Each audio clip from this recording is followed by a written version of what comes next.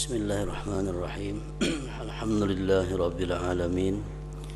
Wassalatu wassalamu ala asyrafil anbiya'i wal mursalin Sayyidina wa habibina wa maulana Muhammadinil amin wa ala alihi wa sahbihi ajma'in. Qala al-musannif rahimahullah wa nafa'ana bi'ulumihi fid dharaini amin. Ke-10 daripada adab-adab sembahyang berjamaah. Hendaklah imam duduk sekejap selepas selesai daripada salamnya. Assalamualaikum warahmatullahi wabarakatuh. Assalamualaikum warahmatullahi wabarakatuh. Nah, imam duduk dulu, jangan langsung berdiri.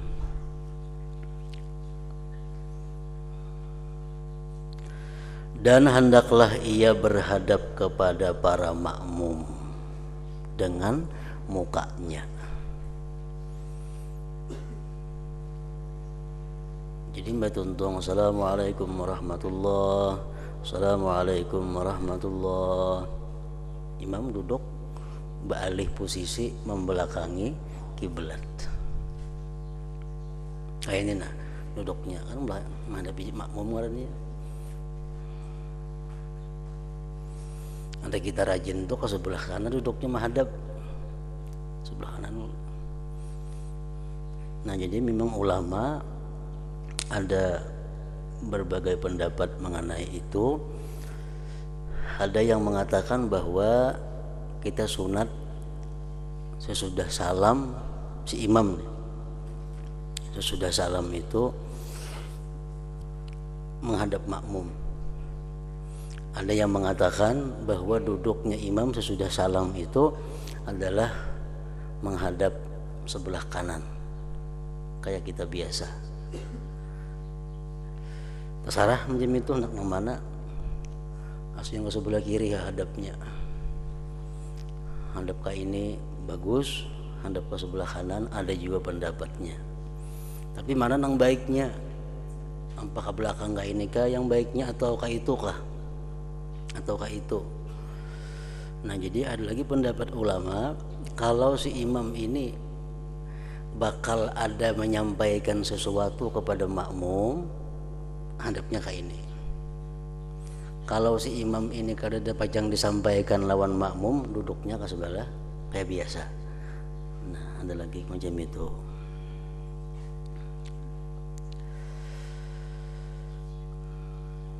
Dan jangan ia menoleh ke kiri dan ke kanan.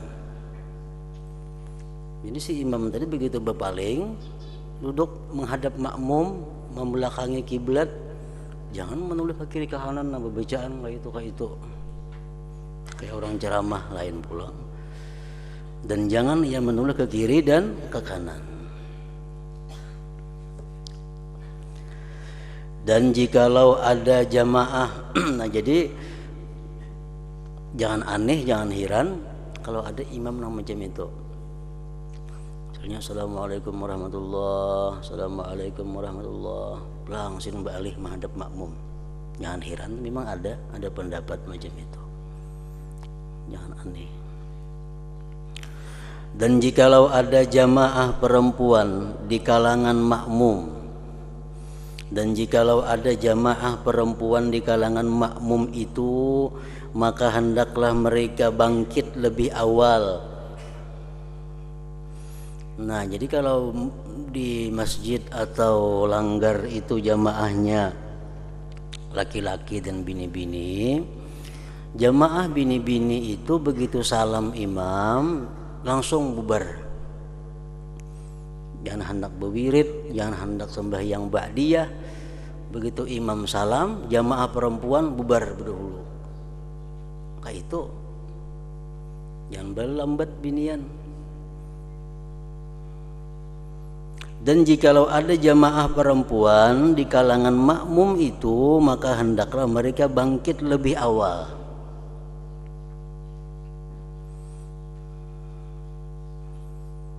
Supaya apa? Supaya buliknya jangan teimbai lawan lelakian. Amun binian belambat-lambat kena buliknya pas tak kumpul lawan bebinian.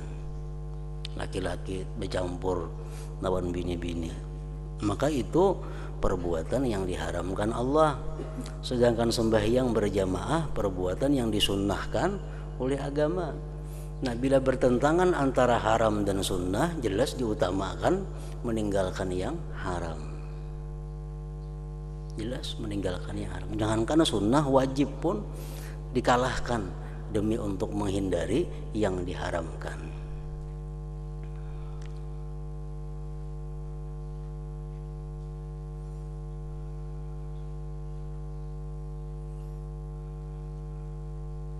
Misalnya bertentangan dua perbuatan, kalau digawi ini satu kewajiban, dilaksanakan satu kewajiban, tapi yang haram tagawi, yang haram tagawi.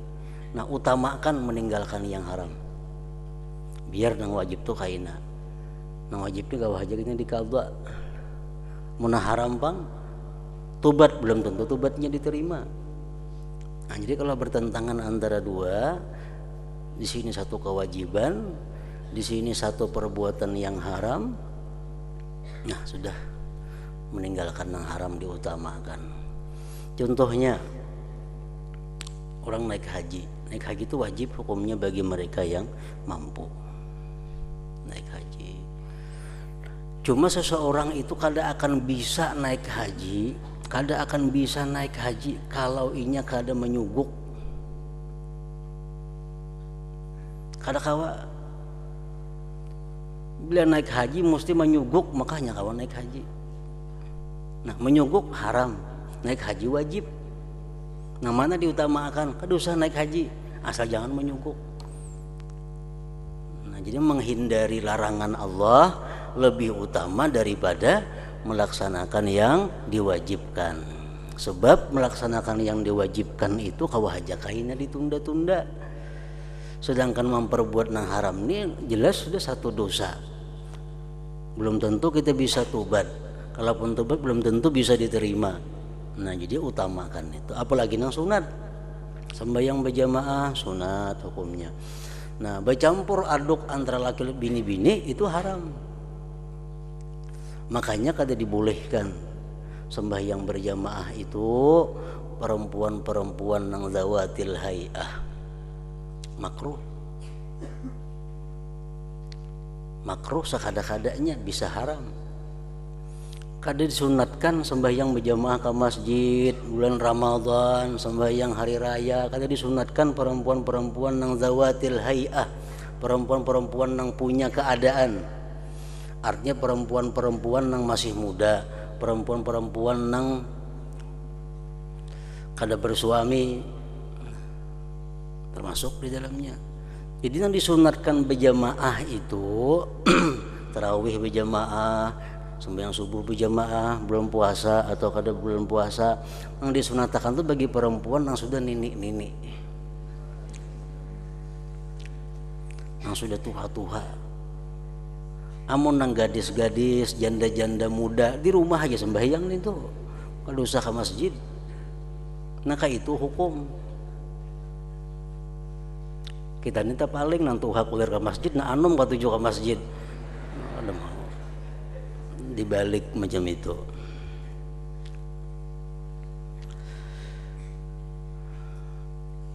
Berjamaah sunnah, menghindari yang haram jelas sudah diutamakan.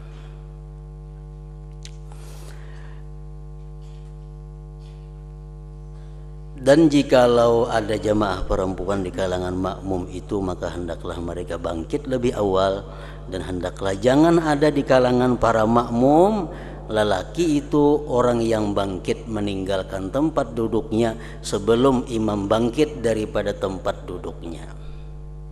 Jadi makmum laki-laki itu dianjurkan di sini bahwa jangan hendak bangkit dari tempat duduk sebelum imam bangkit.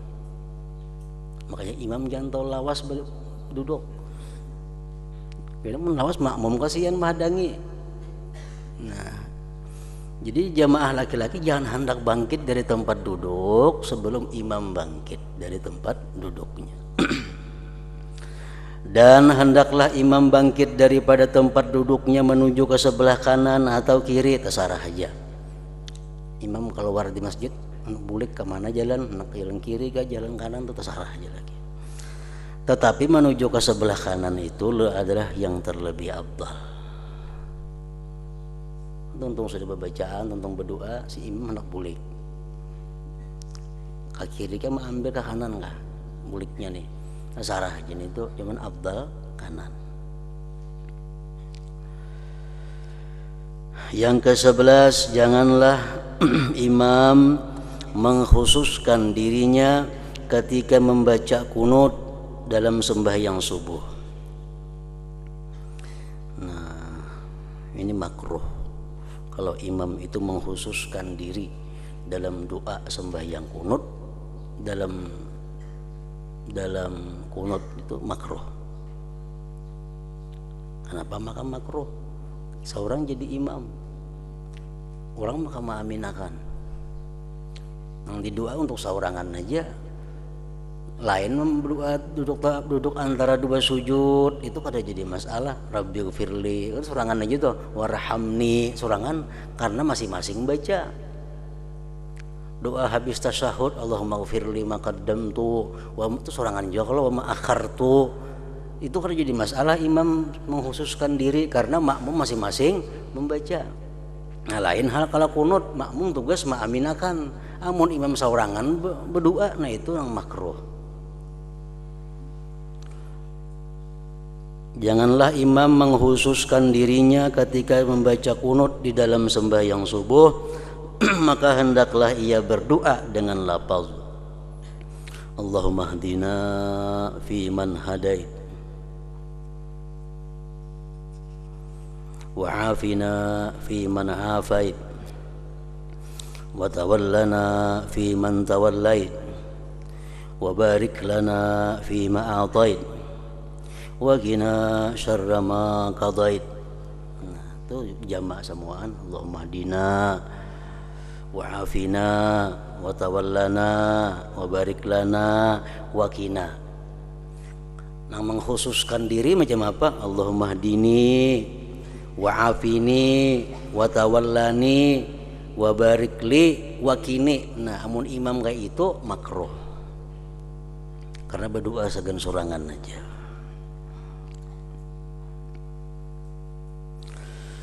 Artinya, ya Allah, tunjukilah akan kami. Ihdina artinya tunjukilah akan kami.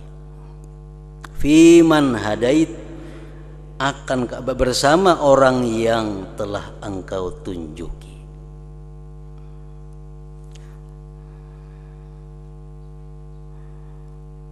Fiman hadait artinya bersama orang yang telah engkau tunjuki.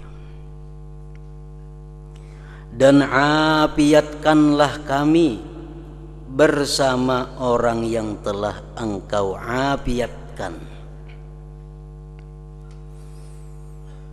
Wa afina biman afait.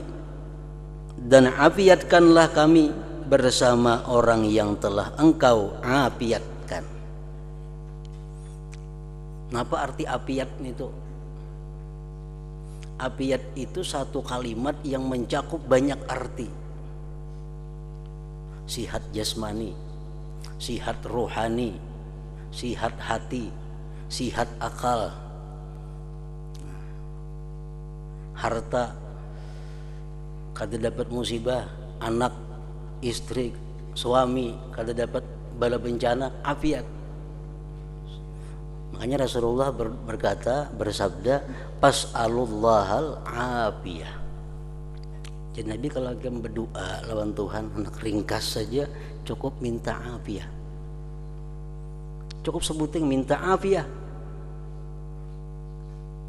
Bila sudah diberi Tuhan afiyah itu kita awak sihat untuk beribadah, akal kita sihat untuk berpikir nang baik, hati kita sihat untuk ma'rifat, harta kita selamat daripada segala macam bala bencana, anak bini selamat. Nah, apalagi nang Quran. Nah, jadi kalau kita minta lawan Tuhan, Allahumma inni as'alukal afiyah, mencakup sudah semuaan yang kita perlukan. Wa afina fi man afait, dan engkau afiatkanlah kami bersama orang yang telah engkau afiatkan. Wa tawallana fi man tawallait, dan pimpinlah kami bersama orang yang telah engkau pimpin. Paling nyaman sudah kita hidup dipimpin oleh orang yang dipimpin Allah. Yang bahaya kalau kita hidup dipimpin oleh orang yang tidak dipimpin oleh Allah. Kita bisi abah kita dipimpin Allah, nyaman kita. Kita bisi guru kita dipimpin Allah, nyaman kita. Seorang istri bisi lakinya dipimpin Allah, nyaman. Dimanapun kita hidup, kita hendak berada di bawah pemimpin yang dipimpin Allah. Doa kunut ini luar biasa doanya. Wa tawallana biman tawallait. Umum kalau kita berbuat di motor, termasuk nih kita berbuat di motor, jadikanlah supir motor itu supir yang dipimpin oleh Allah. Kalau kita berbuat di kapal, jadikanlah pengemudi kapal orang yang dipimpin Allah. Kalau kita naik pesawat, jadikanlah pilot yang dipimpin oleh Allah. Dimanapun kita berada, kita di bawah pimpinan orang yang dipimpin oleh Allah. Bukan main nyamannya. Orang dipimpin Allah tuh ada betah susah. Orang dipimpin Allah ada betah salah jalan.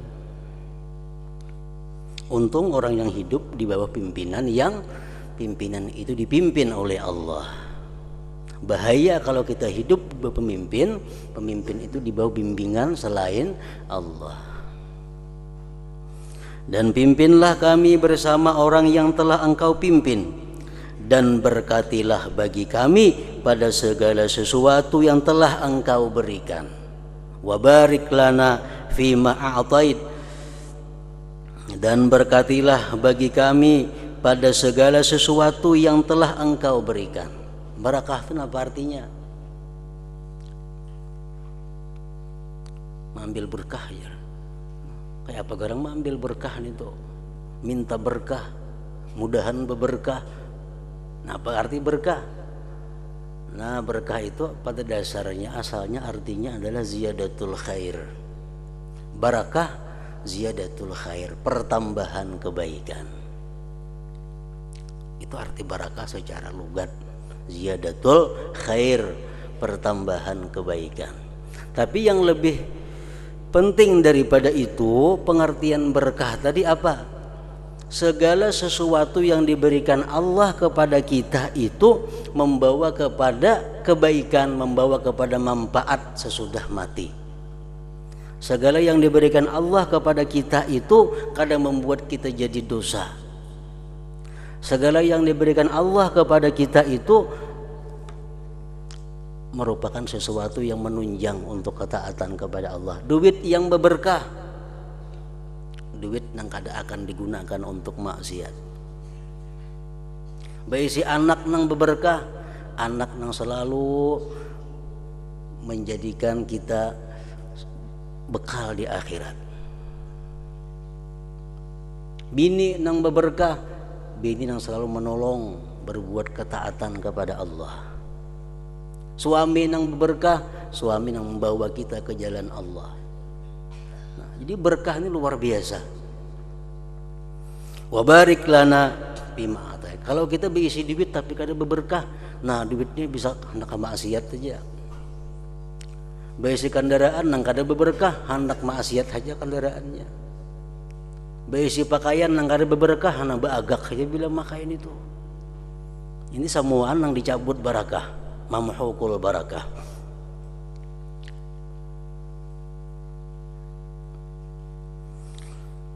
Dan berkatilah bagi kami pada segala sesuatu yang telah engkau berikan.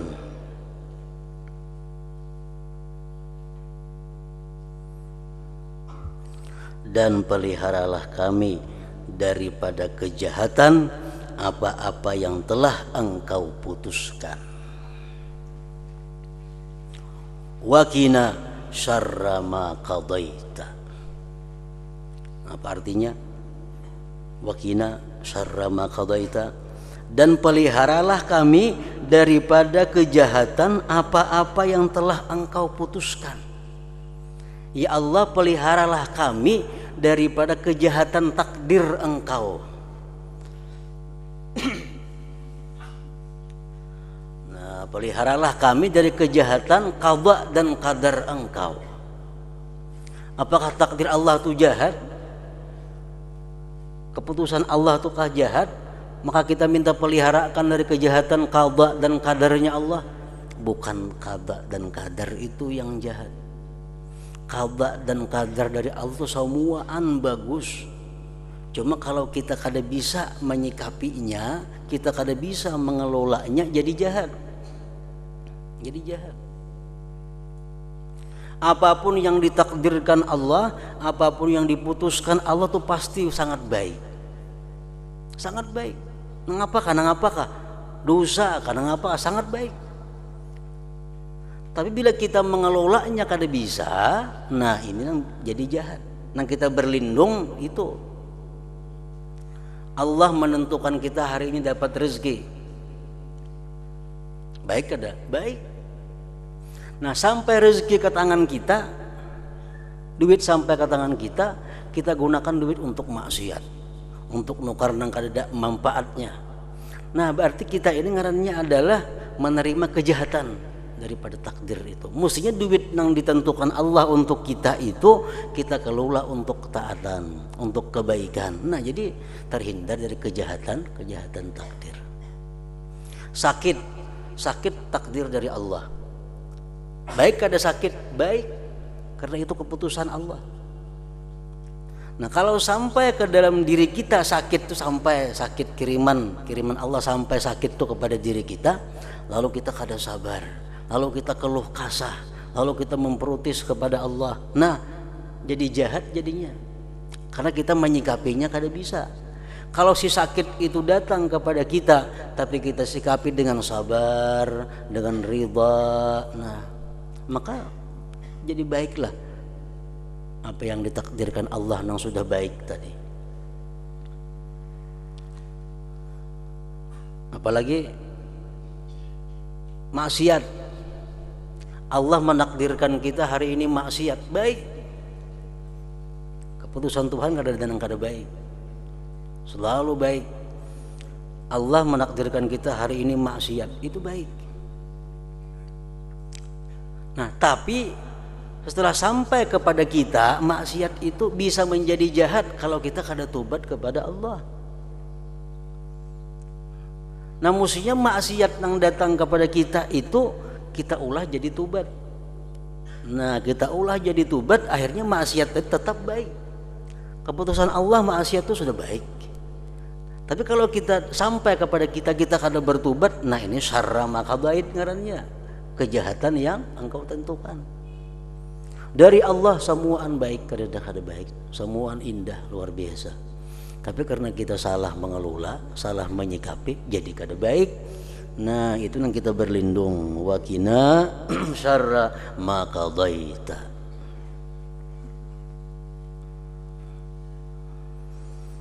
Dan peliharalah kami daripada kejahatan apa-apa yang telah engkau putuskan. Berapa banyak dosa, yang dosa itulah yang mengantarkan manusia ke dalam surga. Berapa banyak amal ibadah, tapi amal ibadah itulah yang mengantarkan manusia ke dalam api neraka. Kenapa sebabnya itu? Itu makna sebuah hadis. Tidak sedikit dosa-dosa, tapi dosa itulah yang mengantarkan dia ke dalam surga. Berapa banyak amal taat, amal ibadah, tapi amal ibadah taat itulah yang mengantarkan dia ke dalam api neraka. Nah itu inya maksiat kepada Allah, inya jadi berdosa. Setelah dia sadar dia berdosa, lalu dia tobat kepada Allah. Begitu dia tobat kepada Allah, dia merasa dirinya ini hina melakukan dosa. Dia merasa dirinya ini rendah di sisi Allah. Dia merasa dirinya ini tak berarti di sisi Allah. Matinya, nah surga orang nih. Padahal gara-gara maksiat aja dahulunya. Gara-gara maksiat dahulunya. Ada yang saya kongkong ini amal ibadah taat. Amal ibadah taat hari-hari siang malam. Tapi menumbuhkan kebanggaan dalam hatinya. Menumbuhkan ketakaburan dalam jiwanya. Menumbuhkan ujub dalam hatinya. Seakan-akan dia mampu membeli surga dengan amal ibadahnya. Mati ke neraka, mati orang ini.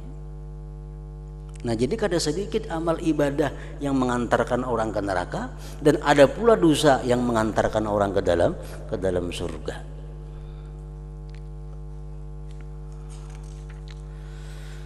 Dan hendaklah imam meninggikan suaranya dengan kunut.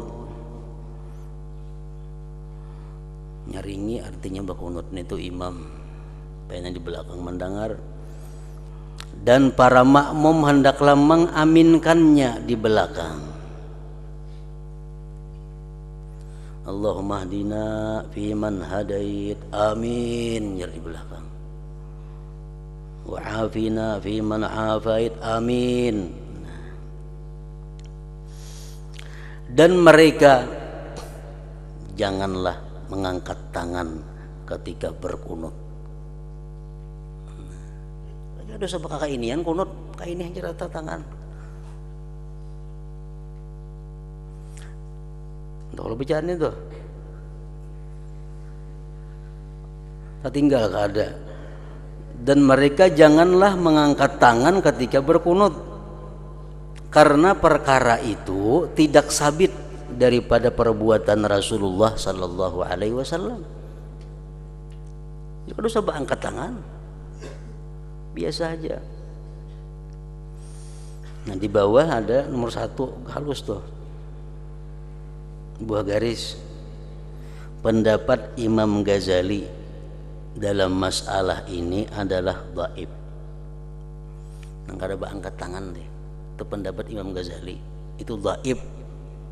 Pendapat yang kuat ialah sunat mengangkat kedua tangan ketika membaca kunut. Nah, itu yang kita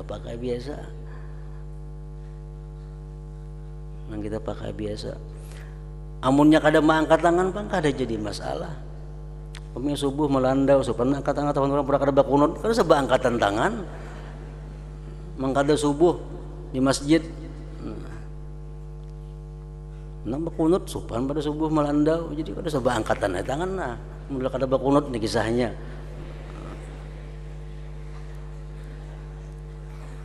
Umpat Imam Ghazali itu, pendapat Imam Ghazali. Kada jadi masalah, angkat tangan kada jadi soal. Kemudian para makmum hendaklah membaca sendiri-sendiri lapas kunut. Nah, mulai perkataan fa innaka taqdi wa la yuqda alaik sampai ke akhir lafaz kunut. Nah, di sini sampai walhamdulillahirabbil alamin. Makmum sendiri-sendiri aja lagi. Nah, sedangkan di bawah ada nomor 2 tuh. Nomor 2.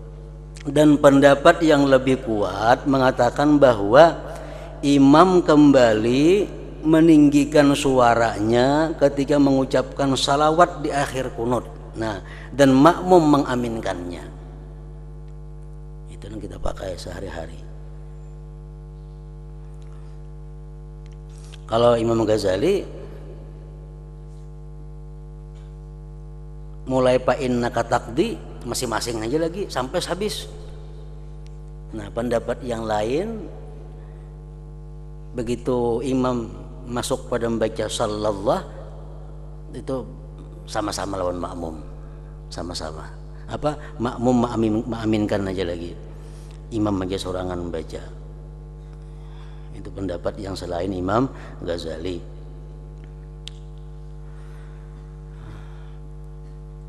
Kemudian para makmum hendaklah membaca sendiri-sendiri lafaz kunut mulai perkataan fa innaka taqdi wa la yuqda alaik sampai ke akhir lafaz kunut, yaitu fa innaka taqdi wa la yuqda 'alaik wa innahu la yadhillu man walait wa la ya'izzu man hadait tabarakta rabbana wa ta'alait falakal hamdu 'ala ma qadait nastaghfiruka wa natubu ilaik wa sallallahu ala sayyidina Muhammadin wa ala alihi wa sahbihi wa sallam. Artinya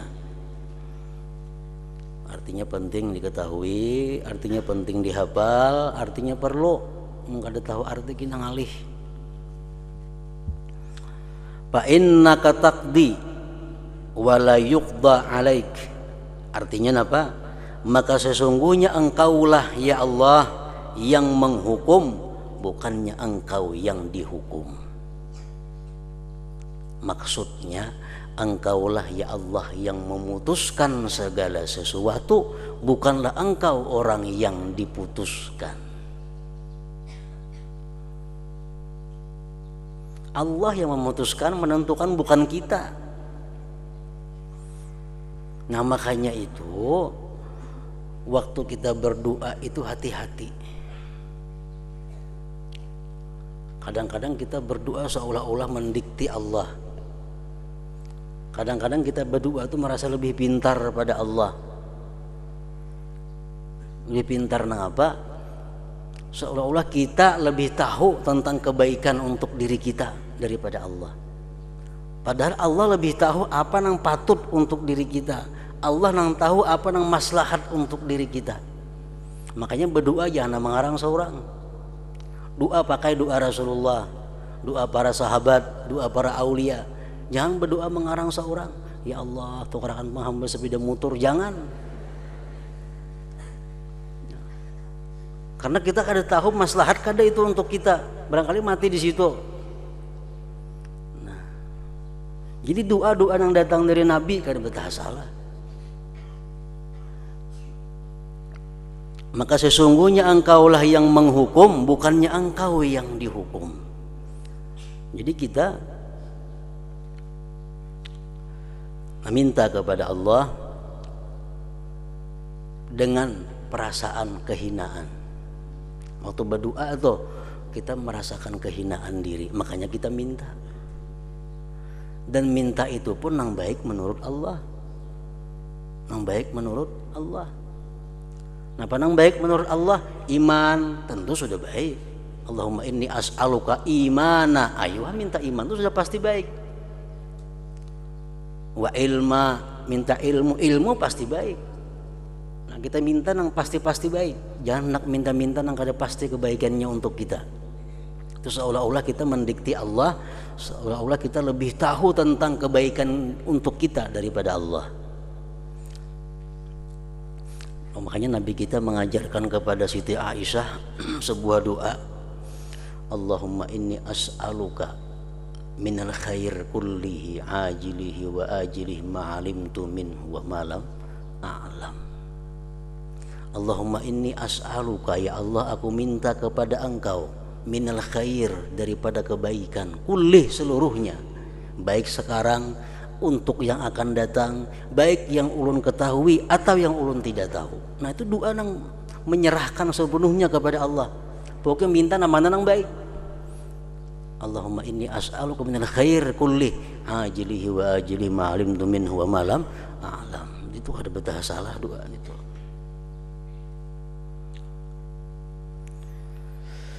Dan sesungguhnya tidak akan hina orang yang engkau pimpin. Nah, makanya tadi wa tawallana fi man tawallait, pimpinlah kami ya Allah di bawah pimpinan orang yang kau pimpin. Karena orang yang dipimpin Allah itu kada betah hina. Orang yang dipimpin Allah kada bakalan celaka. Wa innahu la yadhillu man walait, dan sesungguhnya tidak akan hina orang yang engkau pimpin. Kayak apa kita supaya dipimpin Allah? Kalinya langsung lawan Allah berguru maulah. Kan jem itu pengamana mendatangi. Nah, jadi artinya ya macam tadi maksudnya, ya Allah, pimpinlah kami di bawah pimpinan orang-orang yang kau pimpin. Ya sudah itu. Orang yang dipimpin Allah tidak akan hina, dan sesungguhnya tidak akan hina orang yang engkau pimpin, dan tidak akan mulia orang yang engkau musuhi. Wala ya'izzu man adait, arti wala ya'izzu man adait napa, dan tidak akan mulia orang yang engkau musuhi. Orang tuh dimusuhi Allah kada bakal mulia. Kalau mulia sementara, dan tidak akan mulia orang yang engkau musuhi.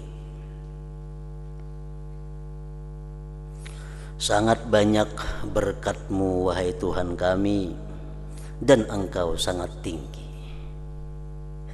Maka bagimu segala pujian-pujian atas apa jua keputusan-Mu. Keputusan Allah itu apapun adalah bagi kita patut untuk dipuji. Kada ada keputusan Allah nang kada ada terpuji, kada ada. Keputusan dari orang nang maha tahu, keputusan orang nang dari maha bijaksana, keputusan dari orang yang sangat adil, keputusan dari orang yang sangat kuat, keputusan orang yang sangat gagah perkasa, pasti sudah baik. Kalau nang memutuskan ini orangnya kata pintar, nah itu mau kada baik. Maka bagimu segala pujian-pujian atas apa juga keputusan-Mu, dan kami meminta ampun dan bertobat kepadamu. Nastaghfiruka wa natubu ilaik, dan kami minta ampun dan bertobat kepadamu, dan mudah-mudahan Allah memberikan kesejahteraan dan keselamatan bagi junjungan kami. Kami bacaannya jangan kamu, junjungan Tuhan lah berarti Nabi kita. Dan bagi junjungan kami Nabi Muhammad sallallahu alaihi wasallam, dan bagi keluarga dan para sahabatnya.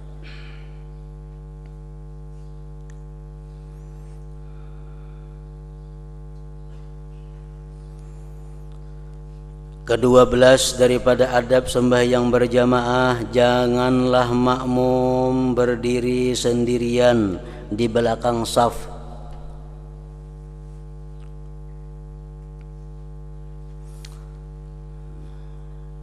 Tetapi hendaklah ia masuk ke dalam saf kalau bisa, atau ia menarik seseorang makmum yang ada di hadapan, namun anggaran nang ditarik kada sarik.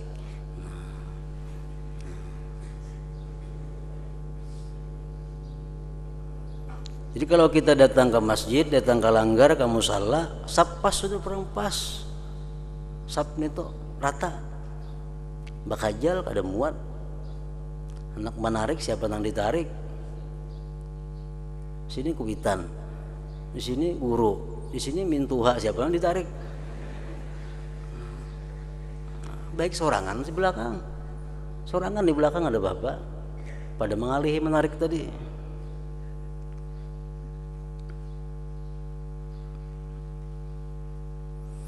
Untuk bersama dengannya pada saf yang baru.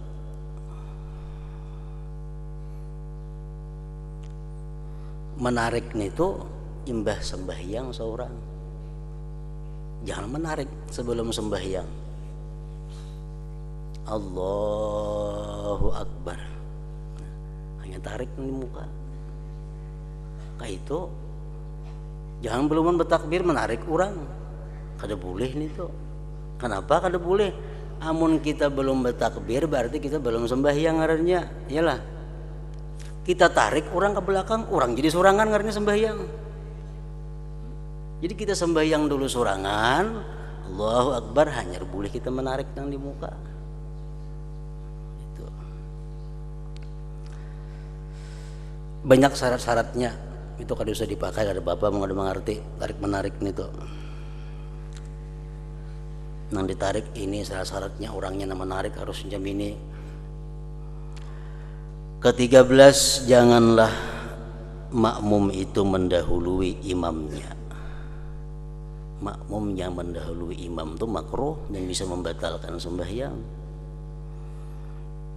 Janganlah makmum itu mendahului imamnya pada perbuatannya atau menyamainya. Menyamai aja jangan, apalagi mendahului. Munnya kada tahu bang, bebulik biasa. Imam sujud misalnya, Allahu Akbar aja, dikira imam bangkit, kalau jadi masbuk atau di belakang. Bebulik kayak pulang sujud, bebulik sujud, nyandahului pada imam.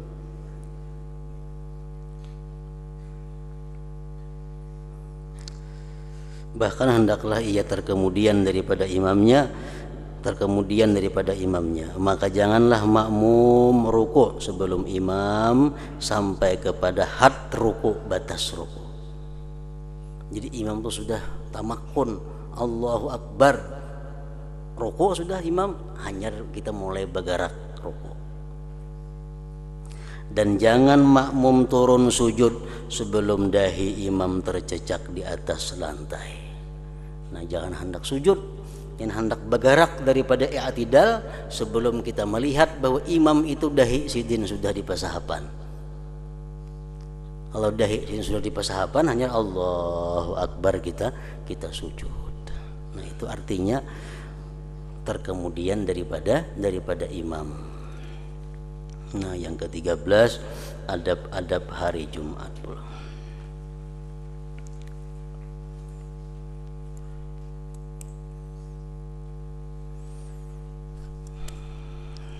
حضرة النبي صلى الله عليه وسلم الفاتحة.